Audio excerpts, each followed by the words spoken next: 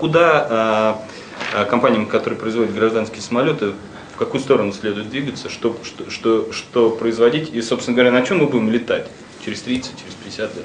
First of all, I think there will be more competitors.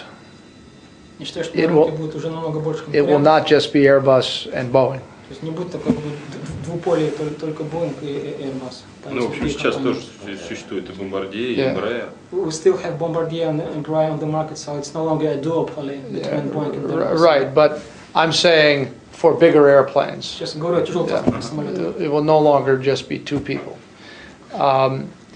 But that is good news for the customers because there will be more innovation, much more innovation, less copycat, more innovation like the composite material that we're using to build the Dreamliner.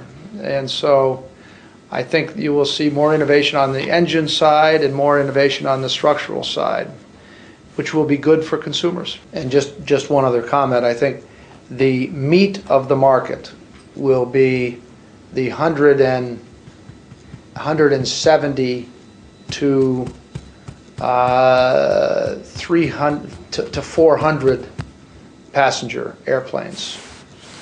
So I think the market will be characterized by more medium-sized airplanes that can fly long distances very efficiently, and they will be made out of composites and titanium. Именно поэтому вы развиваете сотрудничество с российскими технологиями, покупаете танки. The Russian titanium industry, VSMPO, is a very important partner for us, and our planes have more titanium in them now, and the titanium that's in the planes require more advanced machining, and we will get this from our partnership here in Russia. Вы сказали, что в перспективе не будет гегемонии Боинга и Airbus, значит, на рынке дальнемагистральных самолетов. Как вы полагаете, в каких странах еще могут возникнуть центры самолетостроения и какова может быть роль России? I think the Russians and the Chinese are the most likely candidates.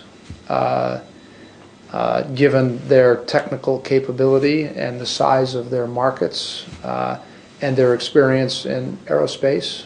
But there are other countries too. I mean, I think the Japanese and the Brazilians and the Canadians also have an opportunity over this extended time frame. I'm answering this question on the 30 to 50 year time frame because but I think most people think that the Chinese and the Russians have the best opportunity over the next 10 or 15 years.